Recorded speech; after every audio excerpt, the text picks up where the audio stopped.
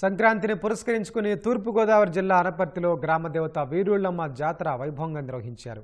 MLA Nallamilli Ramakrishna Reddy దంపతులు పాల్గొని అమ్మవారి గరగను శిరస్సుపై పెట్టుకుని జాతరను ప్రారంభించారు. అమ్మవారిని దర్శించుకునేందుకు అధిక సంఖ్యలో భక్తులు ఆలయానికి పోటెత్తారు. వీరుళ్ళమ్మ అనుగ్రహం కోసం ఆలయ ఆవరణలో చిన్నారులతో కాగడాలు వెలిగించారు. ఆలయ పరిసరాలతో పాటు గ్రామంలో పలు చోట్ల ఏర్పాటు చేసిన విద్యుత్ దీపాలంకరణ చూపలను ఆకట్టుకుంది. ఎగ్జిబిషన్లో జైంట్ వీల్, కొలంబస్ చిన్నారులను అలరించాయి. సాంస్కృతిక కార్యక్రమాలు ఆకట్టుకున్నాయి. బాణసంచా వెలుగులు కట్టిపడేశాయి.